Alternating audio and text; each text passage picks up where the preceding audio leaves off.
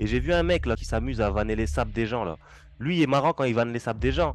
Mais que là, en fait. T'as vu quand il commence à dire, ouais, Cyril Gann, il commence à manquer de respect à Cyril Gann. Il lui dit, Un ouais, truc toi, de t'es ouf. pas fait pour le MMA. Mais toi, t'es un fou, toi.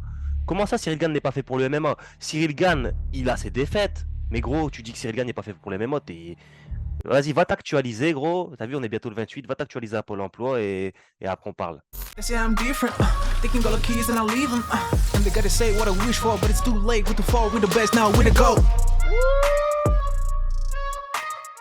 Hey yo, bienvenue dans le podcast The GOAT MMA Boxing. Comment on se retrouve les GOAT? J'espère que vous allez bien en compagnie de Pugila. Comment tu vas mon gars? Bah, salut, merci pour l'invitation. Ça va très, très bien.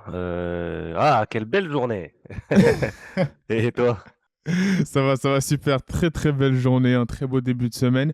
Aujourd'hui, là on va réagir à un petit truc qui est assez intéressant parce qu'on a vu que après le combat, la victoire de John Jones ce week-end, il y a eu, ça faisait longtemps qu'on n'avait pas en France autant parlé du MMA selon moi. Un très très gros engouement.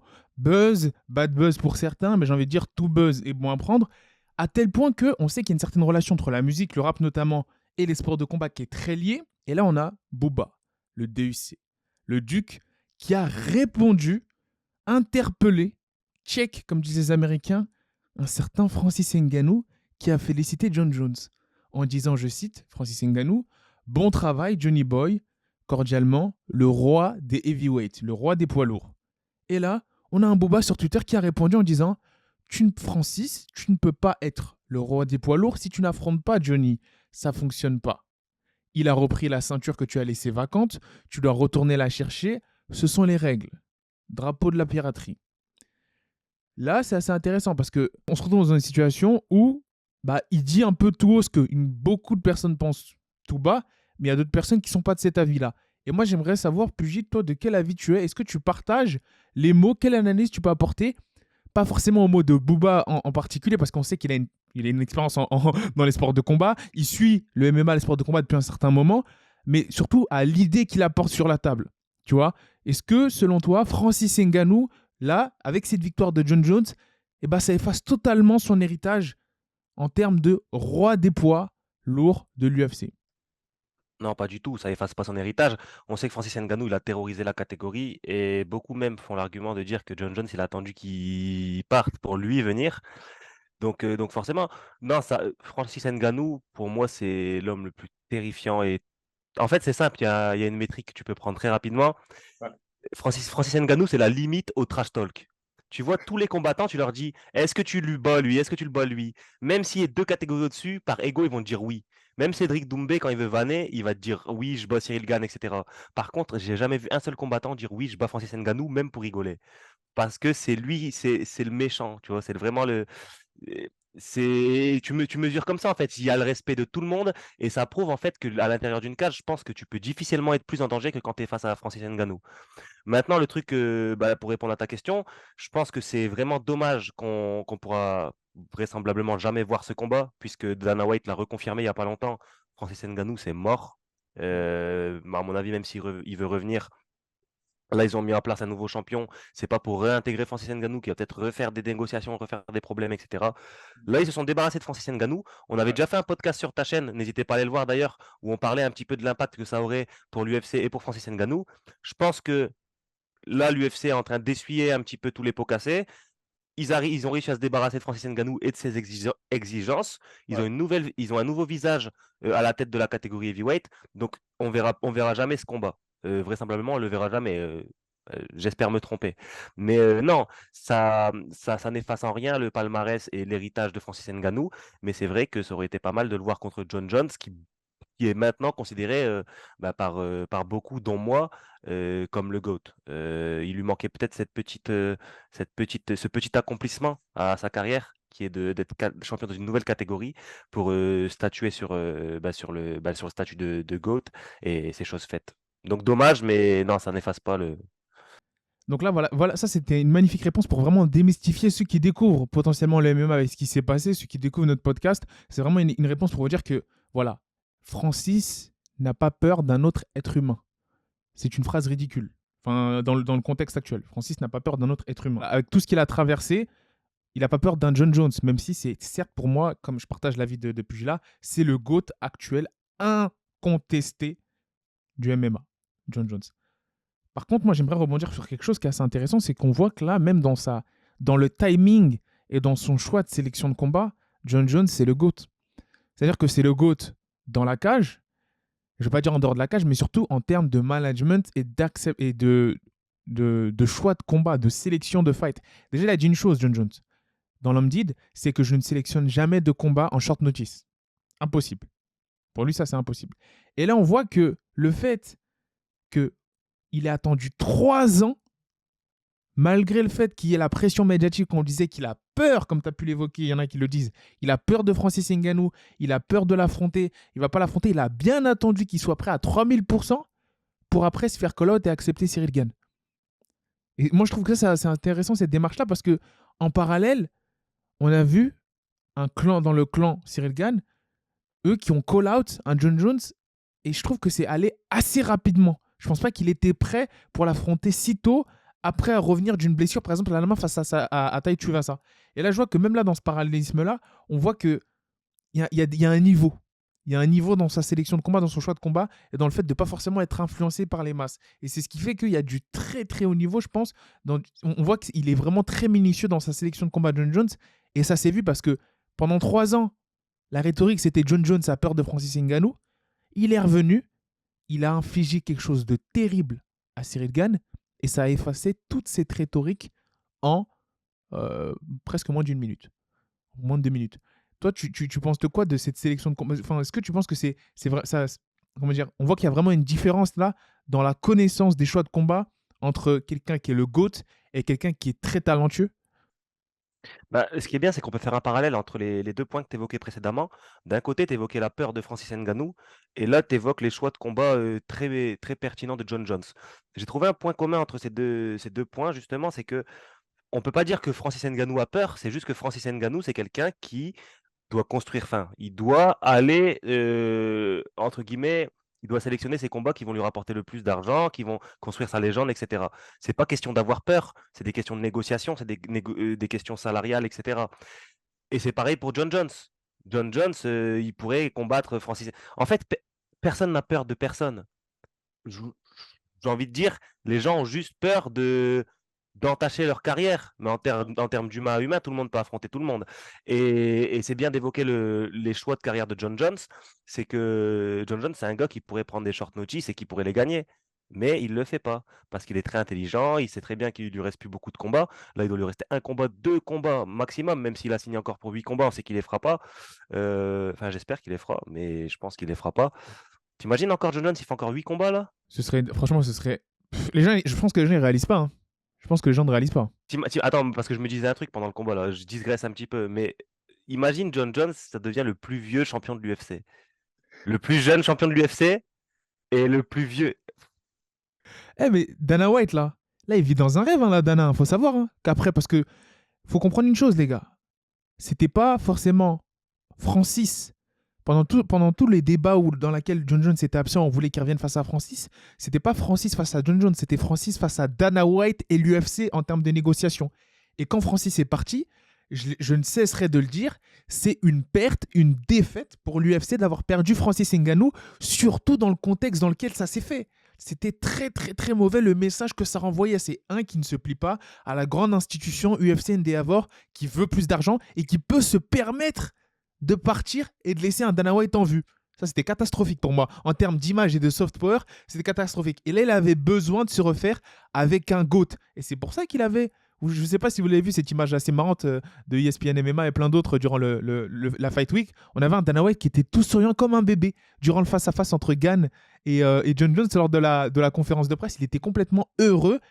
Et là, il se frotte les mains parce qu'il se dit, c'est bon, on a perdu le baddest man on the planet, Francis Ngannou, mais on a retrouvé le GOAT, John Jones. Et là, il est aux anges, Dana White. Il est aux anges. Parce qu'en fait, l'enjeu, c'était aussi que En fait, si Cyril Gane remportait la ceinture, Ouais. ça aurait pas totalement effacé Francis Ngannou puisque Francis Ngannou l'a battu. Donc il y aurait toujours eu cette petite astérisque de se dire oui, mais si Francis Ngannou était là, si ceci, si cela. Donc en fait, Francis Ngannou aurait toujours été dans les discussions. Là, Francis Ngannou est toujours dans la discussion, mais pas au même stade de. Enfin, il n'est pas avantagé en fait. On est Pas du plus en tout. train de dire oui, Francis a fui, etc. Il y en a qui disent ça, tu vois. Donc là, il a remplacé l'homme le plus méchant de la planète, comme tu dis, Ouais. par l'homme le plus fort, c'est Barbe Blanche, l'homme le plus fort du monde. C'est exactement ça. C'est exactement ça. Non, c'était vraiment pour revenir là-dessus. Enfin, nous, on veut votre avis en commentaire. Hein. On veut votre avis en commentaire sur la question. Nous, on est catégorique. Francis n'a pas du tout eu peur et n'a pas peur. Et s'il revient pas à l'UFC, c'est pas parce qu'il a peur de John Jones. Au contraire, là, c'est John Jones. Il peut se permettre maintenant d'utiliser cette rhétorique parce que John Jones, il aurait besoin d'un Francis Ngannou pour faire de l'argent qui serait peut-être similaire à ce que les heavyweight stars font en boxe anglaise. Mais sans lui, je pense pas que ça va se faire. Déjà que là, on a vu, je sais plus sur Twitter, il y a des chiffres qui sont sortis, je sais pas du tout s'ils sont vrais. J'ai vu plus de 7 millions avec les pay-per-view inclus, je pense, pour John Jones lors de la soirée de l'UFC 285. Il y a à peu près 1 million et quelques pour Cyril Gane. Je pense que c'est sans les pay-per-view, ça, hein. Sans les pay-per-view. Bah, je pense. Ah bah, Alors, pour Cyril Gane, j'allais te dire, pour Cyril Gane et John Jones, elle est magnifique. Hein. Bah ouais, mais parce que Cyril Gane, lui, à mon avis, il touchait déjà, il a fait ceinture intérimaire, etc. Je crois qu'il touchait déjà aux alentours de 1 million par combat, je pense. D'accord. Et John Jones, ça m'étonnerait pas de le voir toucher 7 millions sec. Et après, on rajoute les pay-per-view, etc. Ça m'étonnerait pas du tout.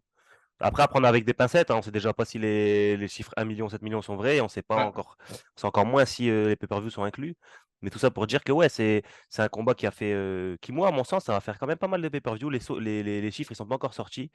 Toi, tu mises sur combien à peu près? Tu penses ça a fait à peu près autour de combien de ventes de pay-per-view ce combat? Je pense normalement ça devrait faire si ça fait plus de 500 000 déjà c'est pas je pense que ça va faire plus de 500 000 hein. Moi, franchement, je pense qu'on se rapproche du million. Très honnêtement. Un retour de John Jones. Bah, John Jones, c'est un vendeur de pay-per-view. C'était Ouais. l'un des premiers vendeurs de pay-per-view. Et en fait, quand je regarde un Adesanya, il vend quand même aux alentours de 700 000. À lui C'est tout ça. seul, il vend aux Ouais. alentours de. Ouais. C'est énorme. Ouais. C'est un Néo-Zélandais, un Nigérian. Donc, il n'y a pas forcément de lien avec l'Amérique, mais les gens le kiffent. Et là, John Jones, le GOAT, Ouais, avec du monde, ouais, 50 millions. qui est Ouais. américain, pour moi, c'est pas loin du million de pay-per-view, hein. Il Donc, y avait, il y avait Galad, il y avait Conor McGregor, il y avait toutes les stars, tout le monde voulait voir. C'est représentatif, t'as raison, c'est complètement pertinent ce que tu dis. Hein. C'était le retour du GOAT, tout le monde était là pour observer. Je pense que ouais, on va frotter le bah million. ouais. En plus, la carte, elle était pas mal. Bien sûr. Là, je pense au combat Shafkat contre Neal, c'était du poulet. C'était. Mais là maintenant, regarde, pour le dernier combat, imaginons, parce que John, tu sais pourquoi il a dit non, Dana White?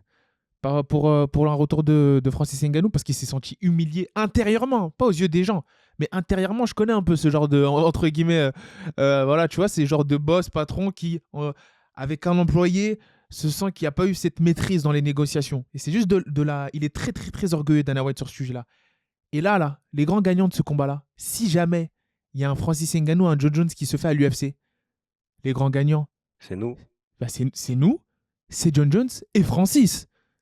C'est pas forcément Dana White parce que l'argent qu'ils vont pouvoir se permettre de demander, t'imagines, dernier combat de la carrière de John Jones, là, un petit peu ensuite, ils demandent à Francis si ça se fait. Mais là, ils vont clairement, ça va être du cash out. Ils vont demander tous les deux plus de 20 millions. Cash. Les deux faciles. Hein. Tous les deux, hein, plus de 20 millions. Ouais, Ouais, je pense ils peuvent négocier aux alentours des 10 millions, tu vois, et après négocier avec les points de pay-per-view, c'est ça. Parce que là, on parlait d'1 million de pay-per-view. Il faut savoir qu'ils vont prendre quoi? Combien? 4-5 € sur le pay-per-view. Donc, ça va rajouter 4-5 millions à leur prime. Euh, Ouais, faut voir. En sachant que Jones contre Ngannou, ça va vendre. Je pense qu'il y a moyen que ça fasse plus que Khabib Conor, hein. Tu penses ou pas? John Ngannou. Ouais. Ouais, ça va les éteindre. Aux alentours des 3 millions, 3 millions de. Ça va les éteindre. Moi, je suis prêt à parier une centaine d'euros là que John Jones, Francis Ngannou, ça va éteindre tous les combats en termes de. Ça peut frôler le meilleur pay-per-view. Conor Khabib, c'était chaud quand même, hein. Non, c'était chaud sais pas parce si qu'il y on avait un fera mieux. Hein. historique. C'était chaud parce qu'il y avait un Bah historique, parce ouais, qu'il y mais avait quelque ça chose de joue. truc. Bien sûr, c'était très très chaud. Moi, pourquoi je te dis ça? Pourquoi est-ce que je te dis ça? Parce que là, c'est des gens qui transcendent. T'as dit, personne va les. Khabib et Connor. Il y a encore des gens aujourd'hui qui sont persuadés, qui vont dire publiquement qu'ils les battent. Mais là, on va assister aux deux hommes qui éteignent littéralement n'importe quel homme sur Terre. On va assister à un Ouais, combat c'est de vrai, c'est titans. vrai. On va assister à quelque chose qui transcende. Enfin, c'est vraiment, si tu veux un peu, c'est vraiment l'épitome. C'est le C'est les boss de sommet fin. c'est le sommet de la confrontation. On n'aura pas eu, en termes d'impact de météorite, quelque chose avec une plus grosse magnitude que ce qu'on obtient là. Même dans les films, tu ne peux pas imaginer un Francis Ngannou, John Jones, au meilleur moment. C'est un truc de fou. Et si ça se fait sous l'égide de Dana White, bon, certes, ils seront très contents. Mais crois-moi, hein, Dana White, il a dit qu'il ne le ramènerait jamais. Je te promets, hein, que si là, Francis Ngannou, il dit, bon, ok, je vais demander un petit Jimmy, je vais pas là, j'ai un peu nanana, il blablate, je te promets que Dana White, il va accepter. Juste pour le faire, juste pour l'histoire, pour l'argent, pour le momentum et juste éteindre toutes les autres organisations sportives. Ils vont éteindre toutes les autres Ouais, non, mais ça, organisations sportives. le monde, il sera en suspens. Ils Mais vont... moi, je me posais une question. Je me dis, tu vois, de nos jours, on en parlait en plus quand on regardait l'event. En fait, je suis en train de me dire, c'est une question. Et répondez en commentaire. Dites-moi ce que vous en pensez. Est-ce que vous pensez qu'à l'époque des gladiateurs, ça s'envoyait comme ça sur du pay-per-view? Genre, les gens, ils kiffaient trop regarder la bagarre.